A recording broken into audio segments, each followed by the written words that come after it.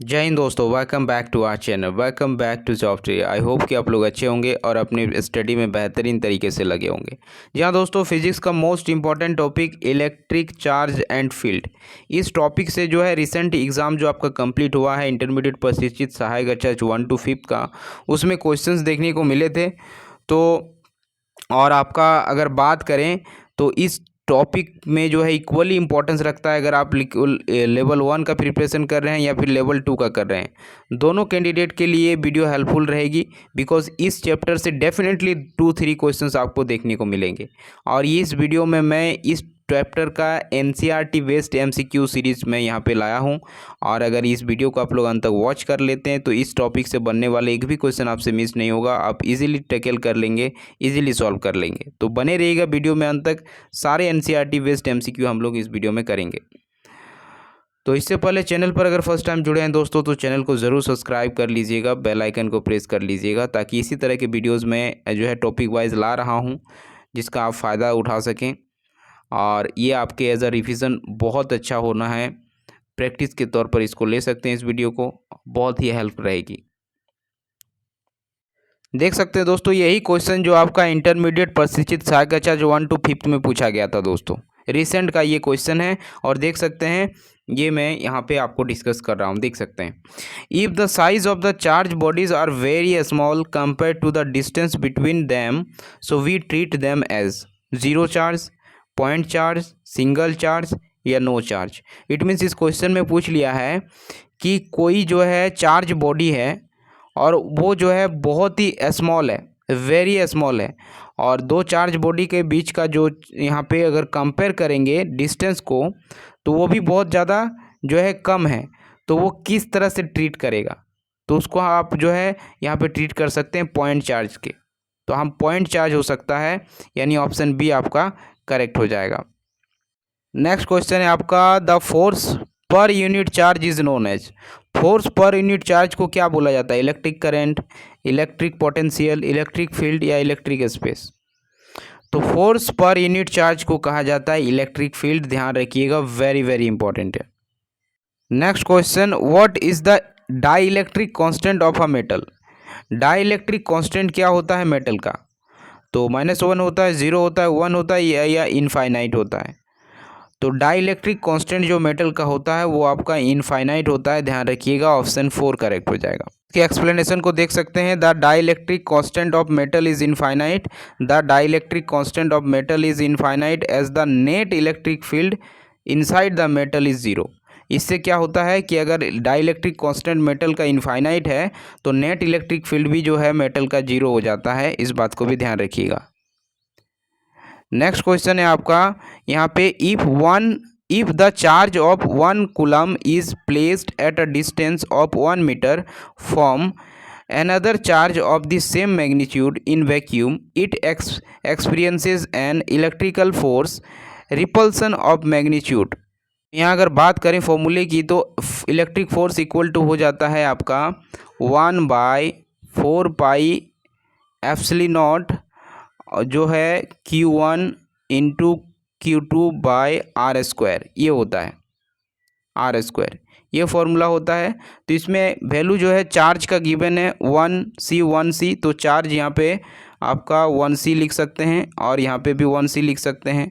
और इसका जो डिस्टेंस दिया हुआ है r, ये आपका 1 मीटर है, तो इसका भी नीचे 1 का अगर स्क्वायर कर लेंगे देख सकते हैं, तो आपका जो वैल्यू निकल के आएगा जस्ट आपका 1/4 पाई एप्सिलॉन नॉट का जो वैल्यू होता है वही इसका आंसर होगा। तो इसका वैल्यू होता है 9 × 10⁹ कूलम, ये जो है यहाँ पे जो है न्यूटन हो जाता है। तो आपका यहाँ पे ध्यान रखिएगा ये वैल्यू होगा। तो यानी ऑप्शन नंबर जो है आपका बी यहाँ पे करेक्ट हो जाएगा, करेक्ट आंसर बी हो जाएगा।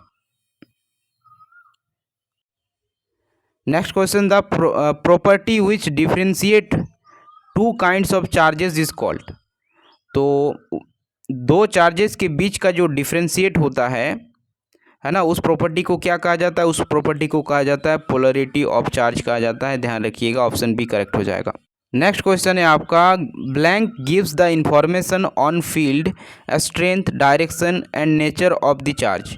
तो कौन जो ये इंफॉर्मेशन देता है फील्ड का जो है स्ट्रेंथ के बारे में, डायरेक्शन के बारे में और नेचर ऑफ चार्जेस के बारे में। तो ये आपका इलेक्ट्रिक फील्ड बताता है। ऑप्शन सी आपका करेक्ट हो जाएगा। नेक्स्ट क्वेश्चन है आपका, चूज द करेक्ट आंसर। देख सकते हैं एफ इक्वल टू दिया हुआ है, के यहाँ पे कांस्टेंट है Q1 into Q2/r²। So this is given by which law. ये कौन से लॉ है?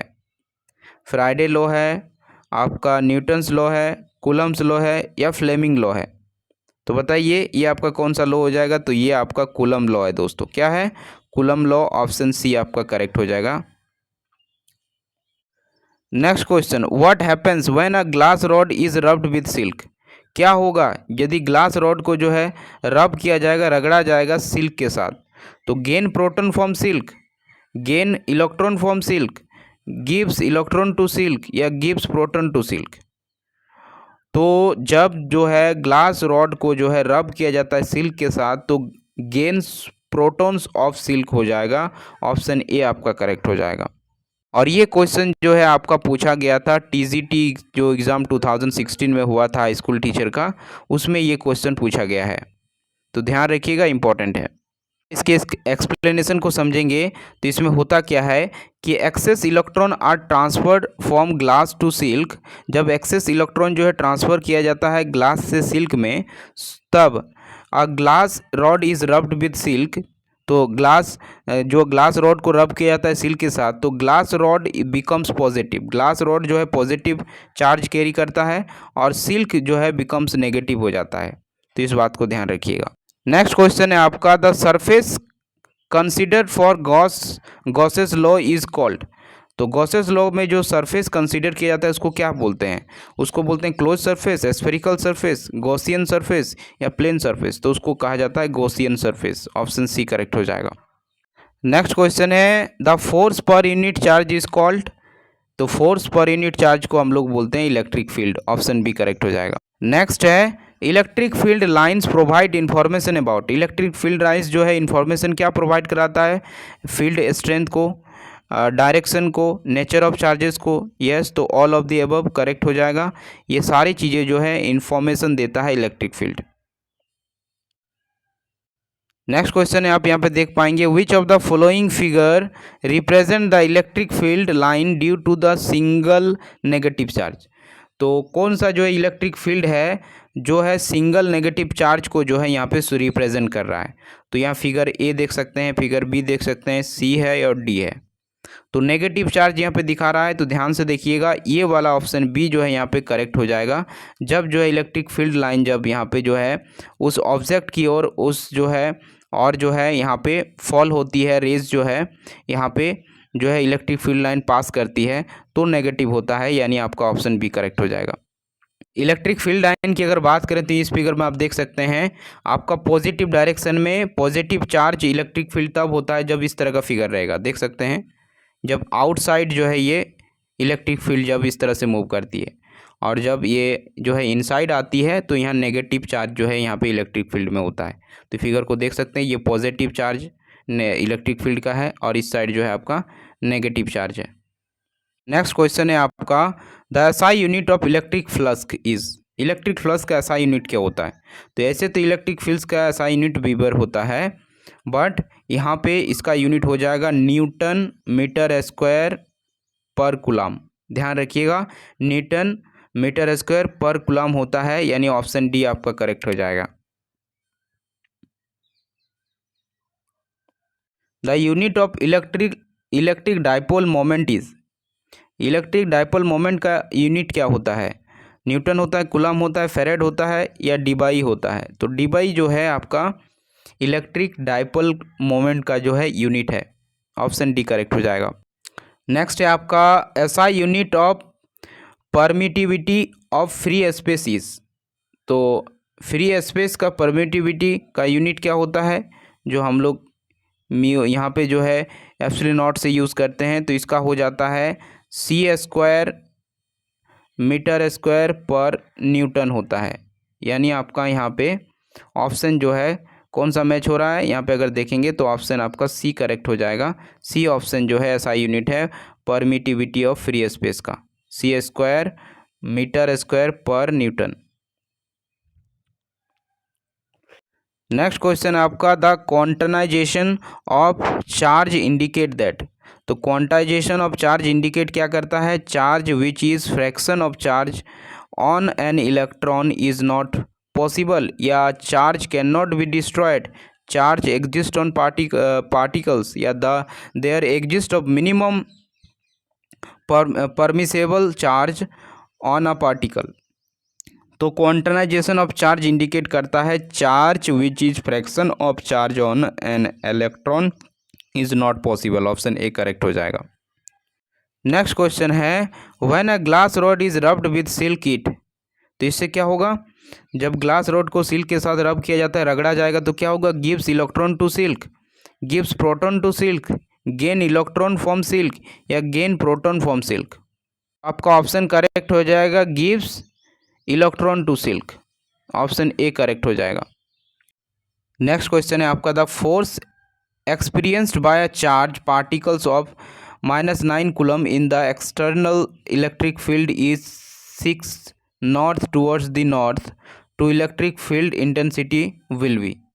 ये क्या हो सकता है, तो इलेक्ट्रिक फील्ड यहाँ से अगर हम लोग कैलकुलेट कर लेंगे, जैसे कि यहाँ पे,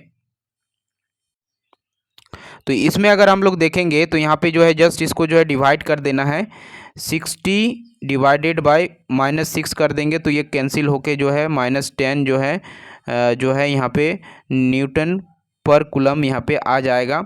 और ये जो है साउथ डायरेक्शन में, नॉर्थ डायरेक्शन में जा रहा था, तो नॉर्थ का जो है ये अपोजिट डायरेक्शन अब हो जाएगा, जो कि है साउथ में चला जाएगा, तभी ये नेगेटिव मिलेगा। तो यहाँ पे आपका -10 न्यूटन पर कूलम जो है टूवर्ड्स दी साउथ हो जाएगा। ऑप्शन बी करेक्ट हो जाएगा। नेक्स्ट है आपका, an electron with charge E is at rest in an electric field E, so the electric force acting on it. तो इलेक्ट्रिक फोर्स आपका हो जाएगा ई इंटू ई, तो यानी कैपिटल ई इंटू स्मॉल ई आपका हो जाएगा, यानी आपका देखिए ऑप्शन कहाँ पे है, बी, यानी बी ऑप्शन आपका करेक्ट हो जाएगा। नेक्स्ट है, the SI unit of electric field is. Electric field का एसआई यूनिट क्या होता है, तो इलेक्ट्रिक फील्ड का SI unit V by M हो जाता है, यानी ऑप्शन जो है आपका सी करेक्ट हो जाएगा। नेक्स्ट है, the electrostatic force acting per unit positive test charge at a location is a measure of intensity of electric potential, electric field, Coulomb's force, या ग्रेविटी। तो ऑप्शन बी जो है करेक्ट हो जाएगा, इलेक्ट्रिक फील्ड जो है यहाँ पे करेक्ट हो जाएगा। नेक्स्ट है आपका, the force experienced by a unit positive test charge place at a point is called. इसको क्या बोला जाता है, इसको कहा जाता है the magnetic field at a point. यही मैग्नेटिक फील्ड का डेफिनेशन होता है, तो ऑप्शन ए करेक्ट हो जाएगा। नेक्स्ट है, a hollow metal ball carrying an electric charge produce no electric field at point.